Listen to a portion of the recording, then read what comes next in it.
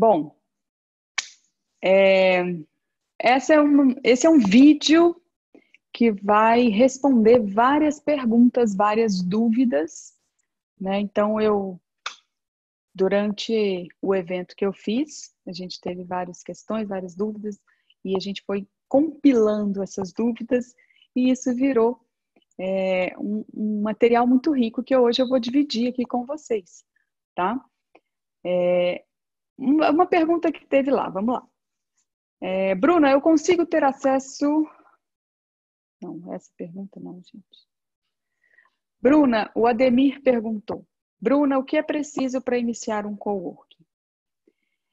Então, não existe uma regra específica. Você iniciar um coworking é a mesma coisa que iniciar um negócio qualquer, tá?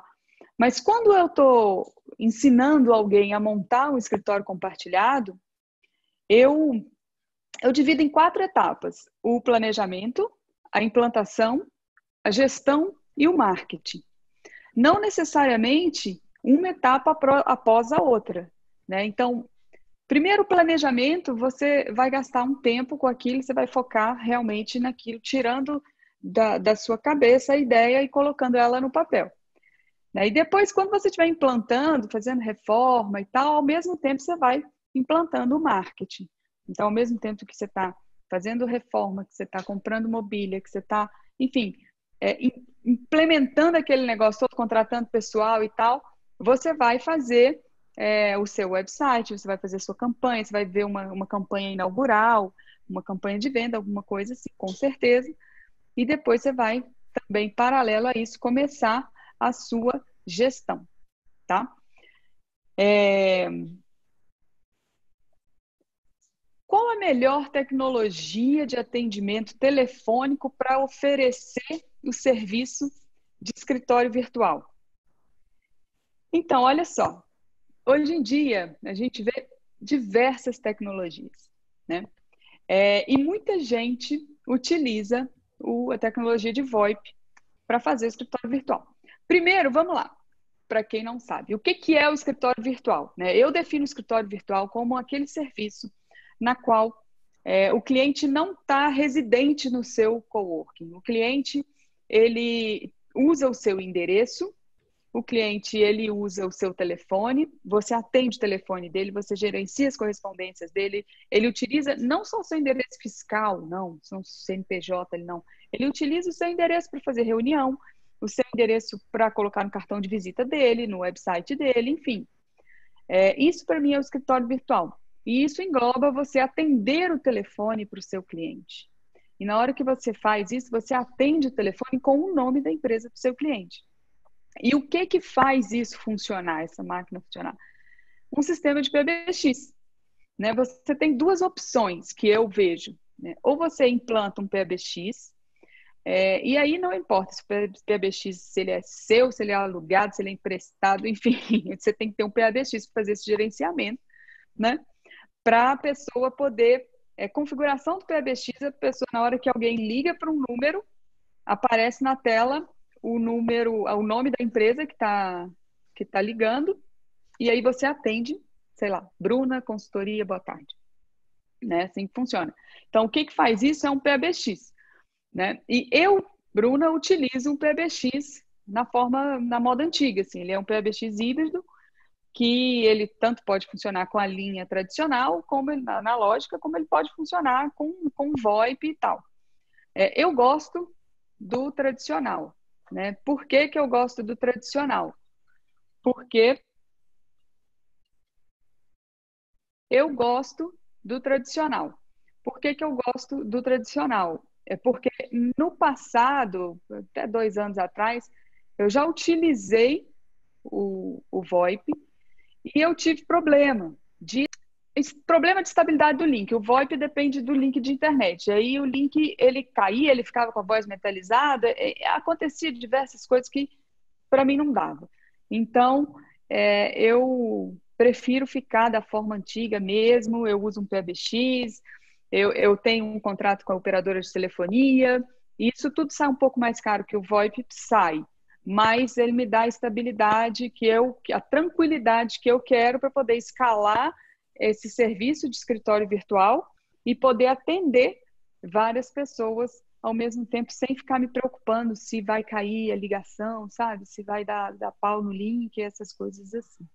Então, existe um outro meio de você fazer o serviço de escritório virtual, que é terceirizando o serviço com algumas empresas, né? Eu nunca terceirizei meu serviço de escritório virtual, mas existe uma empresa chamada Alô Empresa, que eu acho que é do Daniel. O Daniel tem um coworking também.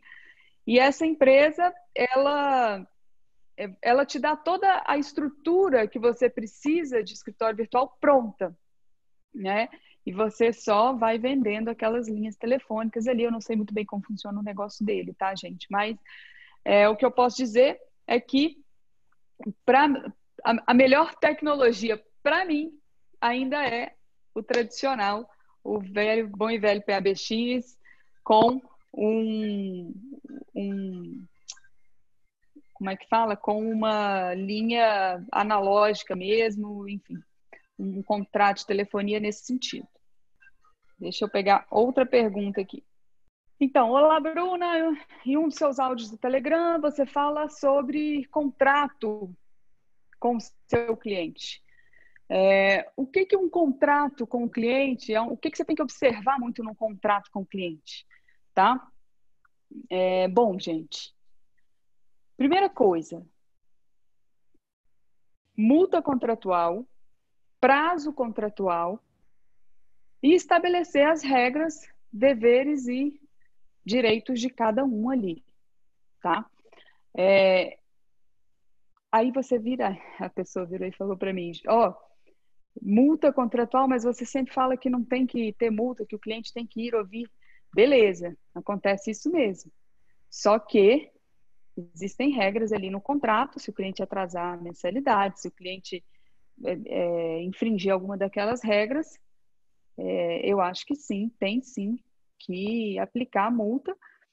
E é muito importante que esteja ali dentro daquele contrato estabelecido o que vai acontecer na relação entre as partes, sabe? Então, valores, o que ele está contratando? Às vezes você faz um contrato genérico, aí depois o cliente reclama: será que eu tenho hora de sala de reunião? Será que o atendimento telefônico está incluso ou não está? Isso tudo é muito bom, assim. O meu contrato ele é dividido em duas partes. A parte específica, em que eu detalho tudo o que ele está contratando, eu detalho o prazo contratual, o prazo se ele quiser rescindir, como que é a rescisão, forma de pagamento, toda essa parte financeira. E na outra parte, que eu chamo de parte geral do meu contrato, eu coloco tudo que, vamos falar assim, que é geral para todo mundo, sabe? O que ele tem de dever, o que ele tem de direito, como que vai funcionar as regras, inclusive, as regras de convivência ficam lá, tá? E eu acho que hoje em dia, o meu contrato ele tem umas 8 páginas, assim. Eu acho que isso faz me dá um pouco de tranquilidade, sabe? De afirmar tranquilamente que tudo que foi combinado está ali no contrato e não tem por que reclamar, tá? Tem uma outra pergunta aqui que a pessoa fala assim: bom dia, Bruna. Eu e uns amigos estamos querendo montar um novo negócio e pensamos um coworking. Estivemos pesquisando alguns existentes e gostamos muito do modelo da WeWork. São espaços maravilhosos e tal, e descreve aqui. Você sabe qual foi o erro cometido por eles, né? Quais os modelos de sucesso que você conhece? Então, gente, o que acontece?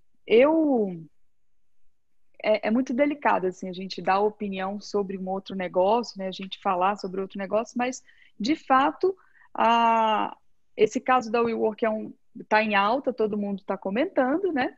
Então, a minha opinião é que eu acho que houve ali um erro de gestão, né? Porque problema de caixa não tem um banco por trás. Então, eu acho que dinheiro tinha ou tem, não sei, tem dinheiro de sobra ali envolvido, né? Agora, eu acho que falta um pouco de gestão, de você analisar receita, analisar despesa, verificar resultado, sabe?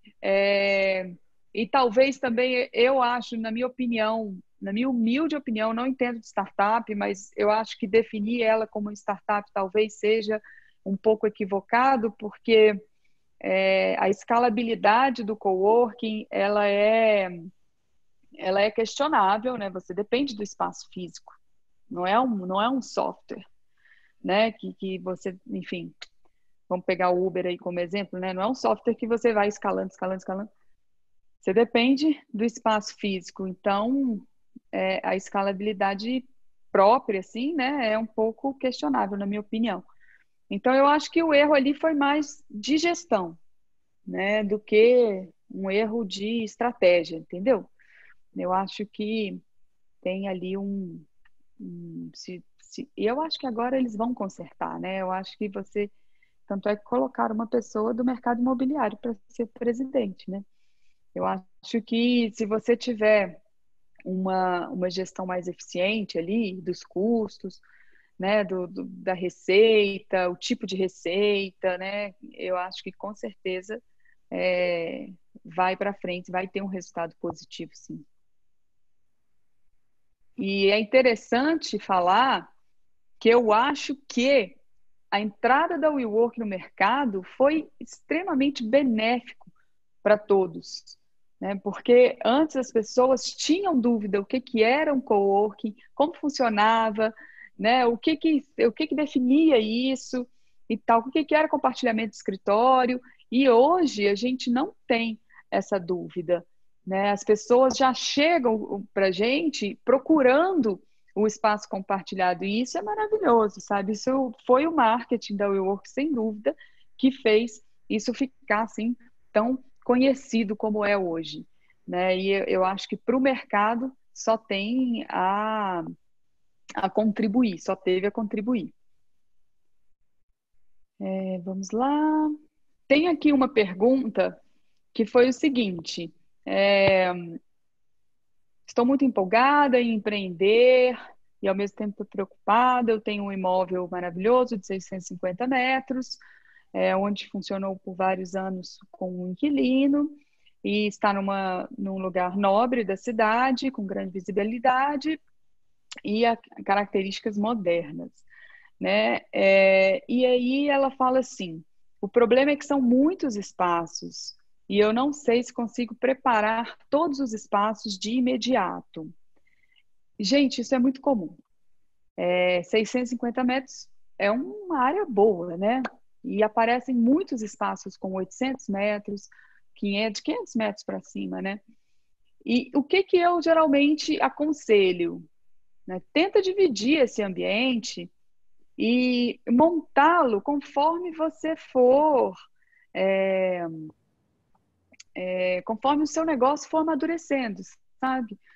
Pega, por exemplo, 200 metros quadrados desses 650, monta os 200 metros quadrados.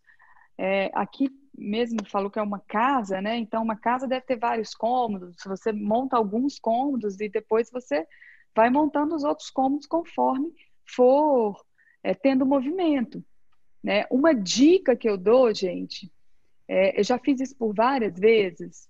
Quando aparece um cliente querendo um espaço e eu não tenho ele montado, e isso acontece também, eu tenho lá onde eu estou hoje espaço que é vão livre e não está montado, né? Existe uma empresa que chama John Richards, eu vou ver se eu coloco o nome dela aqui, se alguém aí tiver, se a Mônica tiver aí, podia colocar e conseguir, né, colocar o nome. Chama John Richards. A John Richards, ela é uma empresa que aluga mobília e funciona super bem, porque no início, às vezes, você precisa montar um escritório, se você for comprar a mobília, ela demora, e essa empresa entra com a solução para te atender de imediato. Em uma semana, eu monto um escritório. Delícia. Em uma semana, eu monto um escritório para qualquer cliente, sabe? E isso propicia, assim, te dá uma flexibilidade de trabalho maravilhosa. Então, é uma dica que eu dou, E anote todo mundo, a John Richards é uma empresa que aluga mobília e, de repente, se você tem lá, sei lá, 600 metros igual ela tem, você monta 200 e se aparecer um outro cliente que quer de um dia para o outro, em 24 horas, a John Richards entrega para você o que você precisar. Então, fica aí essa dica preciosa. Então, uma outra pergunta que tem aqui, eu tenho um imóvel próprio muito grande, gostaria de rentabilizá-lo com atividades de práticas integrativas, como espaço de convivência, aulas de meditação, yoga, e aluguel de salas para atendimento, espaço cultural e tal, né? As minhas dúvidas são a respeito da legalização e se daria certo o coworking de nicho. Então, o que que acontece? A minha opinião sobre coworking de nicho é, se você se você imagina montar um coworking de nicho, igual foi descrito aqui na pergunta, da área de saúde, da área terapêutica, da área de beleza ou da área de moda, eu acho que dá muito certo e eu acho que dá mais certo quando você pega alguém que seja conhecido de mercado para padrinhar o seu negócio, né? Então, por exemplo, na área de moda, se você consegue que uma marca conhecida seja padrinho do seu negócio, melhor ainda, né? Então, aí, eu acho que dá certo. Agora, quando o coworking é um coworking de um nicho mais, como é que eu vou dizer assim, mais parecido com vários nichos, tipo advogado, tipo um coworking de arquiteto. Aí eu, Bruna, já não faria tão específico assim, sabe?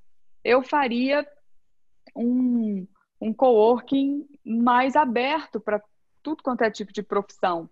Porque eu acho que a integração ali das profissões, eu acho que vale muito a pena, entendeu? Do que você ter um coworking só para advogado, né? E outra coisa, na hora que você montar o seu coworking, mesmo que ele seja só para advogado, você vai começar a perceber uma demanda de pessoas que não são advogados. E aí eu estou usando advogado porque é o que veio à cabeça como exemplo, tá? E aí você vai começar a falar, puxa vida, será que eu alugo? Será que eu não alugo para esse nicho, para essa pessoa? Aqui é um advogado, mas apareceu um engenheiro. Então, eu acho mais rentável você fazer um coworking mais aberto, né? Agora, obviamente, coworking de saúde, né? Um coworking para terapêutico, como está aqui, ele realmente, e eu já acho que vale a pena, porque, assim, vale a pena você nichar, porque é bem específico, né? E uma outra coisa, assim, sobre legalização desses espaços mais específicos, é interessante olhar com o advogado se precisa de alguma autorização da Anvisa, né, se precisa de alguma autorização de vigilância sanitária, porque o coworking comum eu posso dizer que não precisa. Mas um coworking nichado, aí realmente eu não tenho assim, a experiência para poder falar assim com tanta certeza, né? Conforme informei, estamos finalizando o nosso projeto de coworking. A nossa dúvida é quanto ao formato de preços dos espaços. Se cobra por mês, se cobra por hora, se cobra por turno, por diária e tal, enfim. E serviços avulsos também. Estacionamento, impressão, motoboy e tal. Como que eu trato isso? Bom, vamos lá. Primeiro, formação de preços, né? A melhor forma, o melhor dos mundos seria você formar preço com base no seu custo, né? Isso seria melhor dos mundos. Só que é difícil, gente. Não, nem sempre dá para formar preço com base no custo. Por quê? Porque você tem hoje uma concorrência. Principalmente se você estiver num grande centro, você não vai conseguir formar preço com base nos seus custos. E aí, o que acontece? Você forma o preço com base na concorrência. O que eu te aconselho? Vai no Google, pesquisa aonde tem coworking na sua região, se não tiver coworking, outros serviços, pede proposta, analisa, vê quanto que eles estão cobrando e depois você pega esse valor e joga na sua planilha de planejamento, de viabilidade e vê se está dando resultado. porque se estiver dando pouco resultado, você vai ter que incrementar o seu preço. Se estiver dando resultado demais, você pode até cobrar um pouco menos. Então, assim, é sempre importante fazer esse estudo, mas colocando no seu planejamento também, tá? E eu gosto de cobrar mensalidade, tá? Não é que eu não aceite uma pessoa por hora, uma pessoa por dia, mas eu prefiro cobrar pela mensalidade. Eu acho que te dá uma estabilidade, te dá uma recorrência, te dá mais tranquilidade para você trabalhar, trabalhar todos os meses ali recorrentes, né? Então, quando você pega a minha tabela de preço, você não vai achar lá 100 horas, 50 horas, 200 horas, você vai achar o mês, se você quiser meio mês, e se você quiser uma sala. Né? Até mesmo para o cliente não ficar com muita opção, assim, a gente já direciona ele para mensalidade. Mas tudo depende da estratégia de cada um, né, gente? Essa é a minha estratégia. Né? E aqui eu acho que me dá mais tranquilidade, recorrência, porque uma vez que eu vendo uma quantidade de horas, na hora que termina aquelas horas, o cliente pode ou não renovar com você. E aí fica a critério dele. E aí você fica um pouco à mercê de negociar com ele se vai renovar ou não.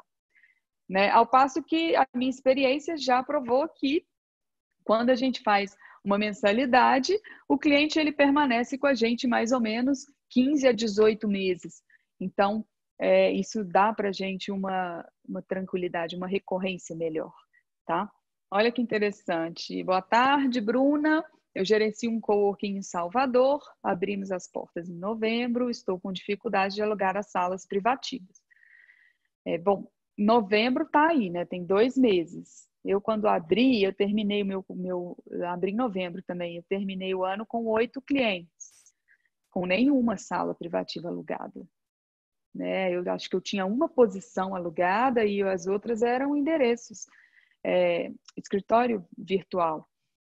Então, assim, perfeitamente normal abrir em 2 meses você não ter tanto cliente, né? O que mais faz ter cliente para um escritório compartilhado é a recorrência de campanha de vendas.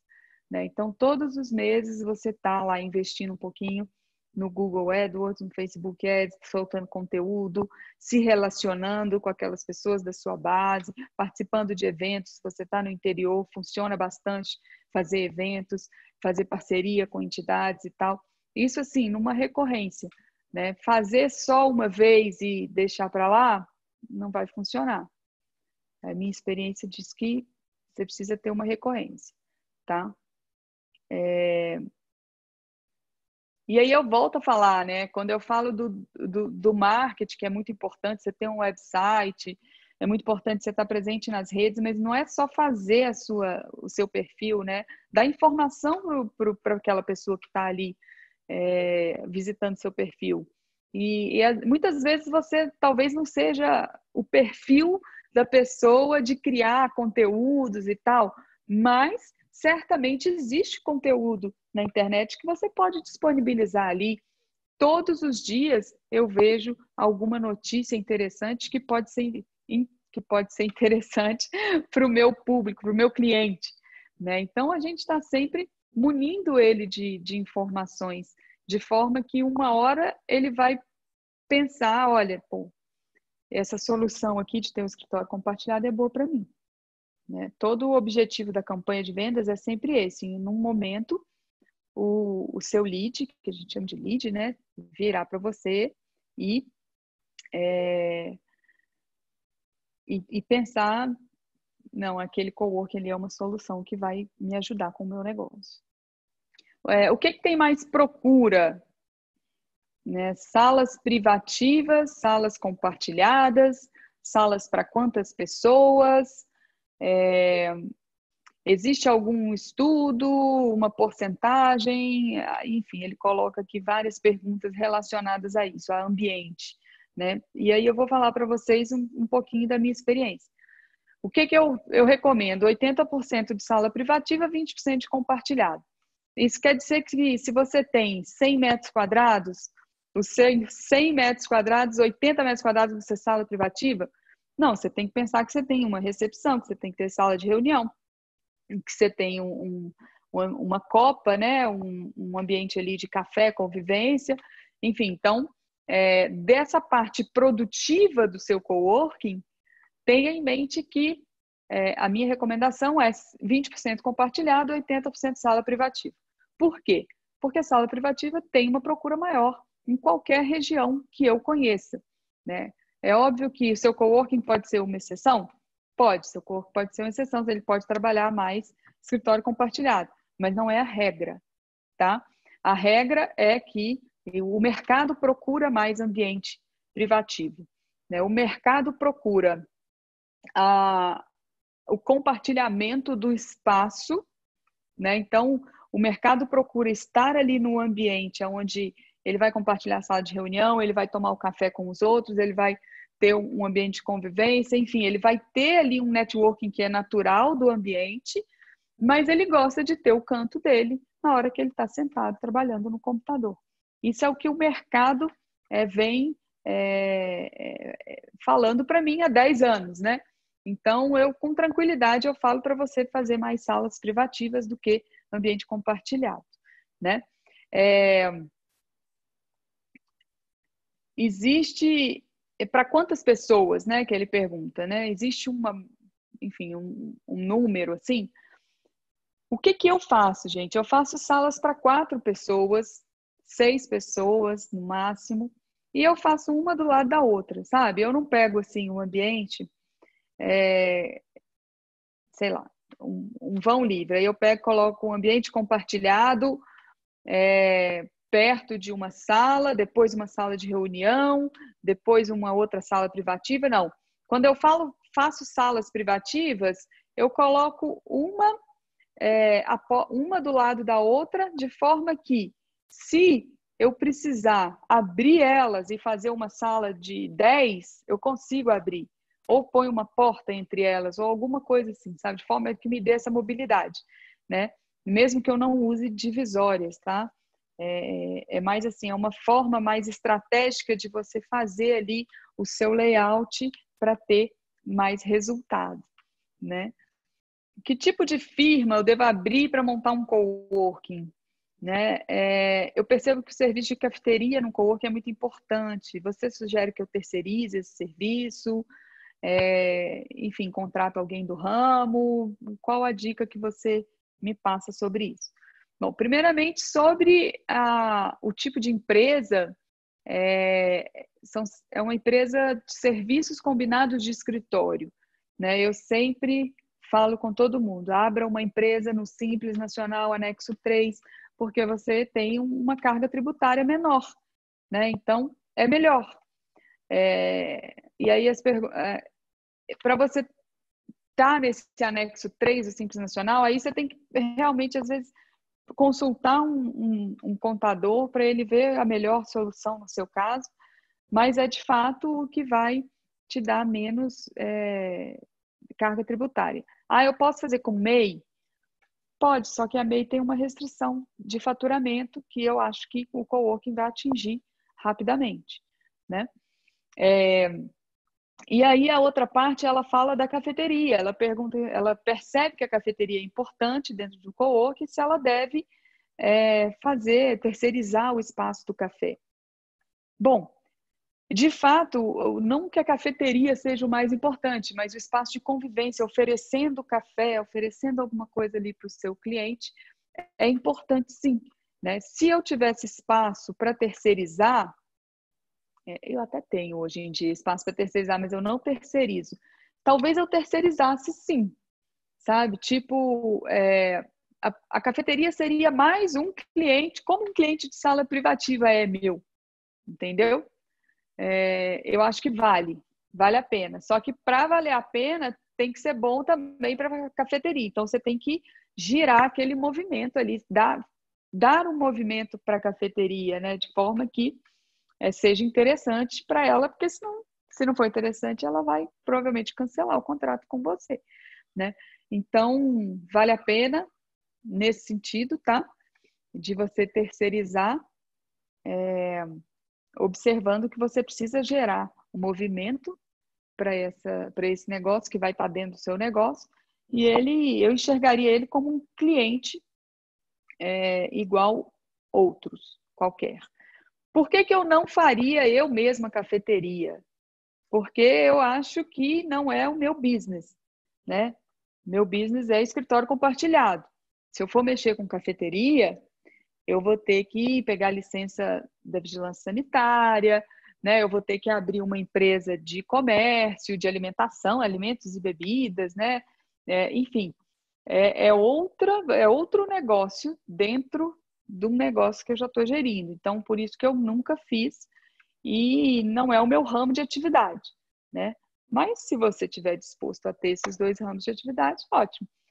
Tem um coworking aqui em Belo Horizonte que ele é super famoso nessa questão de ter lá a sua cafeteria, que eu acho que hoje é até uma hamburgueria, e é super descolado, é um lugar que todo mundo adora ir, e também é coworking, tem salas privativas, tem ambiente compartilhado e tal, é um lugar super legal, né? Chama-se Guaja Coworking, aqui em Belo Horizonte. Lá tem toda essa. Eles têm, enxergando como negócio, né? Eu vejo que eles têm dois negócios ali, de alimentos e o do coworking, e os dois funcionam super bem. Eu tenho um coworking, comecei sozinho, e aí ele conta como que é, sala privativa, estação de trabalho, sala de reunião, e aí ele fala que ele precisa de um norte para captar clientes, né? Eu acredito que o que pegue um pouco é o marketing, pois eu não manjo muito bem e quem eu coloquei para realizar para mim não teve muito resultado. Como que eu faço? Terceirizo ou eu tenho interno? Enfim. O que que acontece? O marketing, gente, eu não acho que o marketing seja um dom, assim. Eu acho que a gente consegue estudar, aprender e executar, né? Eu fiz isso. Eu já terceirizei com a agência, eu já tive gente interna, eu adoro trabalhar com freelancer, adoro, eu acho que é o que eu mais gosto, porque tem um valor mais acessível e porque também geralmente são mais criativos do que a agência. A experiência que eu tenho, né? Então, mas eu acho que o que faz, o que dá resultado mesmo lá para mim é eu estudar e eu aplicar aquilo que eu estudo no marketing, né? Então, eu hoje tenho muito claro, muito transparente, assim, na minha estratégia, que eu preciso de um website, que eu preciso alimentar, que esse website precisa ter um blog, que eu preciso alimentar conteúdo, que o Google precisa me ranquear, né? E que eu posso fazer parcerias e programas para alavancar as minhas vendas, que eu posso, por exemplo, fazer parceria na área imobiliária, né? Que aí o meu negócio tem a ver com a área imobiliária, que eu posso fazer parceria, que a imobiliária pode me trazer o cliente, que eu posso remunerar ela e com isso todo mundo sai ganhando. Então, assim, são coisas que eu vou aprendendo, vou tendo ideias, mas tudo porque eu vou estudando muito e testando muito no meu coworking, né? Então, se tem uma coisa que a gente não faz é ficar sentado esperando o cliente bater na porta. Porque eu volto a dizer, esse negócio não é um negócio igual comércio, né? Igual uma loja de chocolate que você abre a loja no shopping, as pessoas passam na porta, entram, compram e tal, e no fim do dia você fecha o caixa e você tem o faturamento. Não é, né? Esse é um negócio de carteira recorrente, as pessoas precisam te conhecer, as pessoas precisam saber que você existe ali, que o seu negócio está ali, e isso vai com o tempo, né? Isso é normal, com o tempo isso vai acontecendo, tá? Eu vou, em vez de eu voltar no documento, eu vou ler aqui porque me parece que tem pergunta aqui no chat, e aí eu aproveito e respondo a pergunta de quem está aqui, né? Bruna, eu tenho um espaço de coworking que montei há 2 meses. tem uma sala de reunião para 10 a 12 pessoas. Você acha interessante e viável eu ter um auditório para 30 pessoas? Olha só, eu montei o meu auditório, que eu chamo de sala de treinamento, depois de 7 anos de coworking. E depois que eu montei, eu fiquei me perguntando por que que eu não fiz isso antes?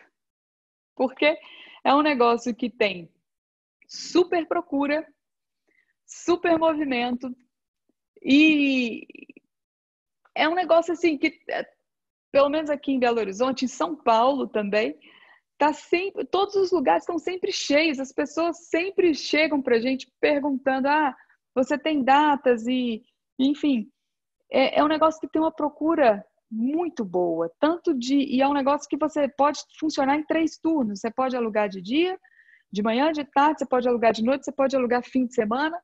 Então, se você tem espaço para isso, eu te aconselho a fazer mesmo, né? Eu dou um exemplo de uma consultoria que eu fiz uma vez, que era uma cidade do interior,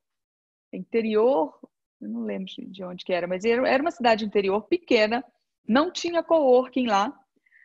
E na hora que eu fui fazer a pesquisa de mercado, né, para o benchmarking, para eu tentar deduzir o que se tinha de serviço ali na região, eu descobri que a coisa que mais tinha ali era sala de treinamento.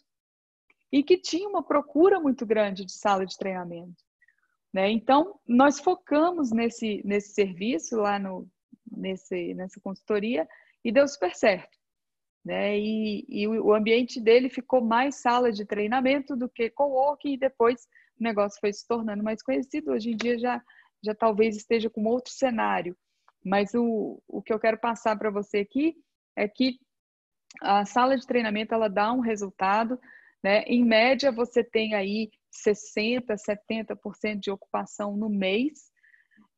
Isso significa o quê? O mês tem 30 dias, você vai ter aí pelo menos uns 20 dias alugados, né? Mas não necessariamente, deixa eu deixar claro aqui, né? Não necessariamente você vai ter alugado o dia inteiro, né? De manhã, de tarde, de noite, até mesmo porque você tem que limpar o ambiente, mas um dos turnos, com certeza, você consegue alugar. E, sem dúvida, eu acho muito bom. Tem uma outra pergunta aqui.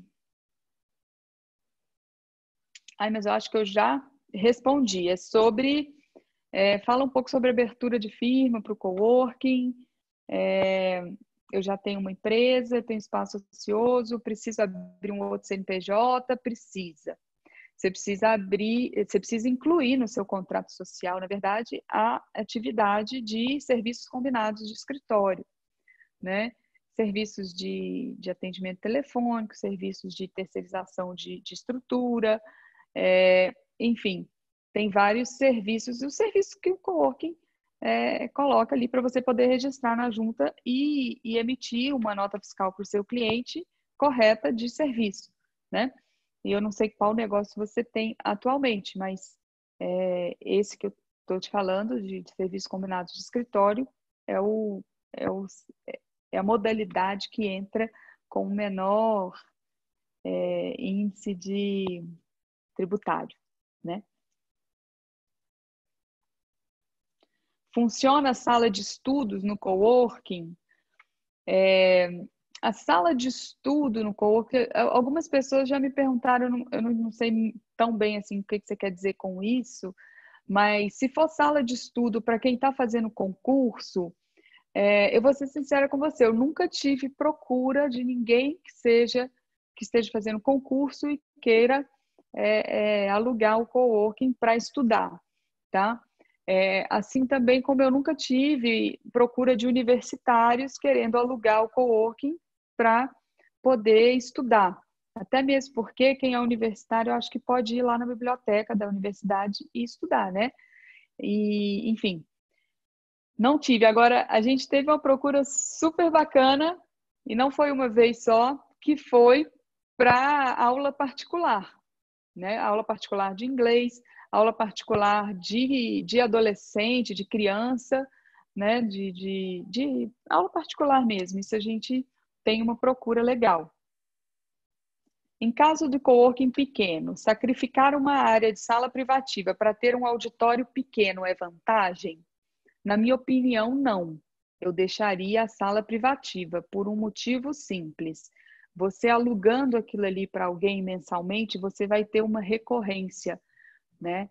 E essa recorrência te dá uma estabilidade no seu faturamento, ela te dá uma tranquilidade. Você sabe que no dia primeiro, você abrir o olho, você já tem aquele faturamento certo, líquido e certo ali, que está na sala alugada. Mas aí às vezes a sala pode estar desalugada, faz parte do risco do negócio, né? É um negócio com um risco como outro qualquer. Mas eu acho mais fácil alugar uma sala privativa do que você manter um auditório com 70% de ocupação. E esse 70% de ocupação você vai ter que amadurecer, né? Assim como o seu coworking precisa amadurecer como negócio, o serviço que você presta também precisa amadurecer, né? Espero ter ajudado.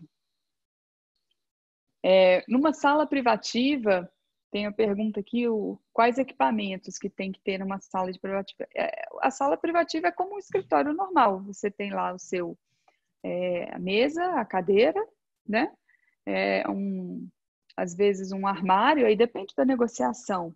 Armários, eu sempre coloco isso, gaveteiros, dentro da negociação com o cliente, né? Alguns coworkings meus tem gaveta nas mesas, outros não. Aí depende da mobília que eu comprar quando eu estiver fazendo, tá? Mas internet, né, telefonia, café, água, essas são coisas básicas que você tem que fornecer, independente de ser uma sala privativa ou qualquer outro ambiente ali do coworking, né? Mas a sala mesmo, a mesa e cadeira, e geralmente tem um armário, e eu não coloco, aí vai uma dica, né? Eu não coloco sala de reunião dentro da sala privativa, né? O que eu quero dizer com isso? Eu não coloco mesa ali para a pessoa fazer reunião ali dentro, porque o seu objetivo é fazer a pessoa circular, né? O cliente circular, utilizar os outros ambientes do coworking, e até mesmo você coloca horas de sala de reunião dentro do pacote da sua sala privativa, e o objetivo é circular. Então, não tem muito sentido manter mesa de reunião dentro da sala privativa, tá?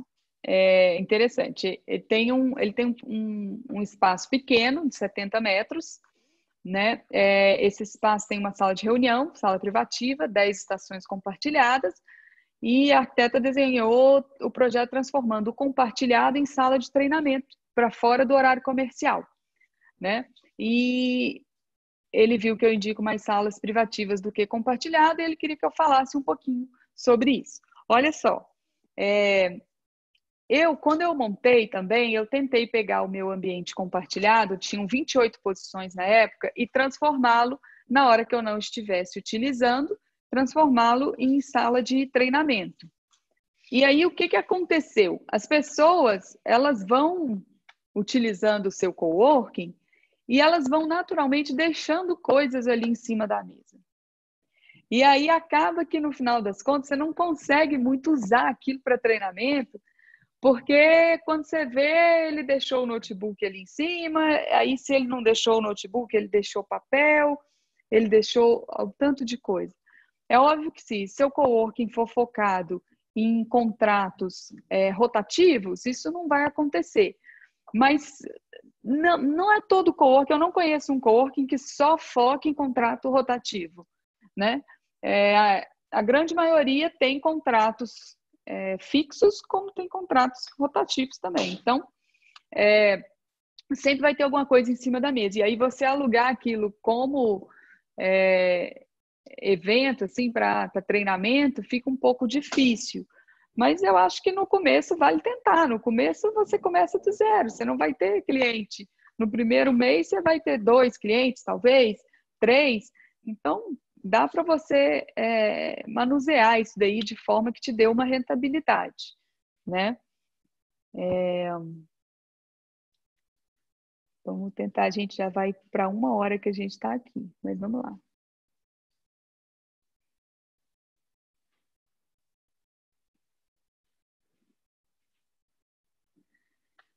Como calcular o número de redes e ponto de telefonia na sala privativa, de acordo com o número de pessoas que vão ali utilizar? Então, gente, olha só,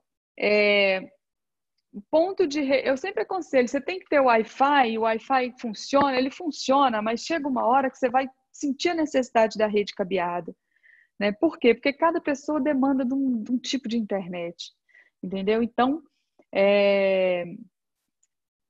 acontece que é bom você cabear todas as mesas, né? E aí o telefone, geralmente uma sala de 4 pessoas, a gente coloca telefone em 2, né? E funciona muito bem. Tem gente que às vezes nem usa telefone para fazer, né, ligação, assim, mas para receber, né? Tem sala que funciona se colocar uma linha de telefone só. Tem sala que a pessoa fala, não, eu uso meu celular mesmo, eu já tenho meu contrato de VoIP e tal, enfim.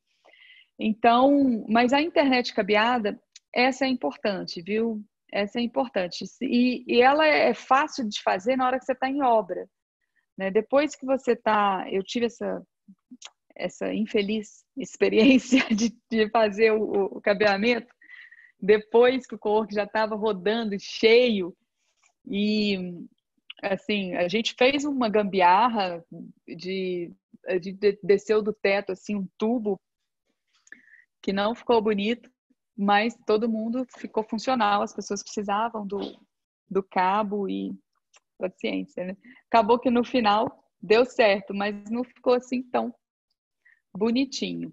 Eu acho que se eu fizesse hoje, assim, relembrando o passado, eu acho que eu faria um tubo de aço, assim, talvez, alguma coisa mais psicodélica ali. Do jeito que eu fiz na época, deu certo, não. Deu certo, sim. Funcionou, mas não ficou bonito. Então, pessoal, olha só. Sobre escritórios virtuais, como posso oferecer esse serviço? Tem limite de cliente? Gente, o escritório virtual, ele é o serviço que mais tem escala no coworking, né? Por quê? Com uma pessoa atendendo, com um aparelho de PBX, um sistema de telefonia, vamos falar assim, você consegue atender centenas de clientes, né? Então, é um serviço que você vende barato, a gente vende por 250 reais por mês e você consegue vender 100, vender 200, vender 300, né? Nós temos em torno de 400 pessoas nessa modalidade, para você ter uma ideia hoje, né? Então, você multiplica e o valor, você já tem uma ideia do potencial de faturamento, né? E eu afirmo com tranquilidade que vários coworking, vários escritórios compartilhados, e antes de surgir esse termo coworking, né, as pessoas elas viviam muito desse tipo de serviço, né? A gente acha que é um serviço novo e tal, é porque agora está se tornando conhecido, mas aqui no Brasil, eu acho que desde os anos 90 que a Rego está aqui oferecendo esse serviço para todo mundo, né? E é altamente escalável, né? Então, eu acho que a resposta aqui é como que você pode oferecer esse serviço junto com o seu marketing da mesma forma que você oferece a sala, o ambiente compartilhado, né? Eu jogo uma pegada mais no sentido de, olha, vamos profissionalizar a sua empresa. Eu vou atender o telefone com o nome da sua empresa, eu vou anotar os seus recados, você vai ter uma secretária, né? Você vai ter um endereço comercial, assim, assado. Então, esse serviço, eu entro muito nessa questão assim, de profissionalizar a empresa do cliente e vende super bem, né? Um serviço que, esse serviço de telefonia e endereço comercial, ele vende muito bem nos centros financeiros da cidade, aquele lugar ali que dá status, que todo mundo quer estar e tal. Quando você está num bairro residencial, uma coisa mais assim, mais residencial mesmo, que não seja tão comercial, tão business, você vende mais o escritório fiscal, mas ainda assim você vende, né, o endereço fiscal. Esse é um serviço que eu acho que todo coworking deveria oferecer, todo mundo deveria ter no seu coworking, né?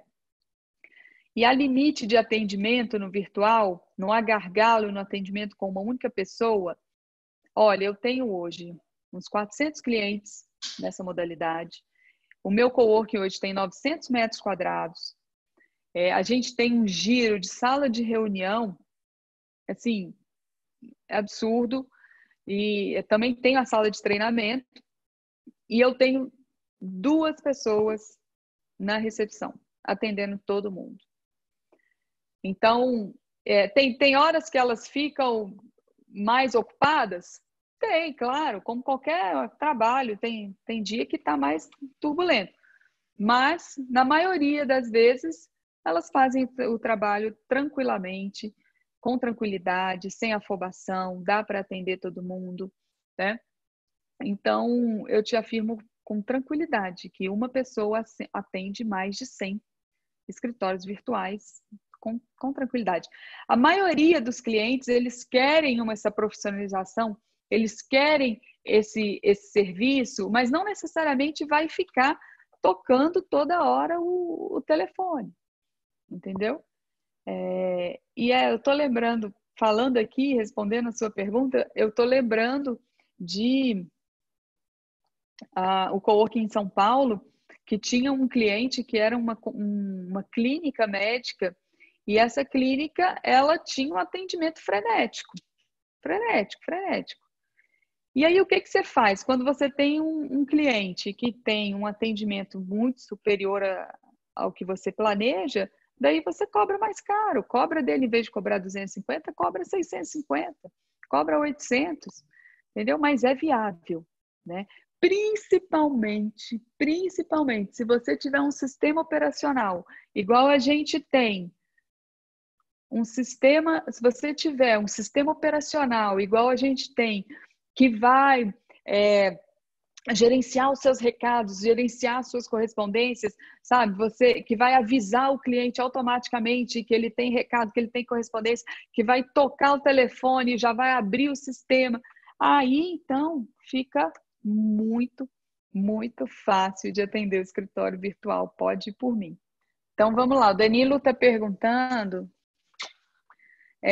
quando o cliente tem uma linha de telefone e ele quer levar para o coworking dele, se é possível transferir a linha. Então, Danilo, depende do seu contrato de telefone, como que é a sua telefonia interna, né? A minha não consegue. Ele não consegue levar o telefone dele, né?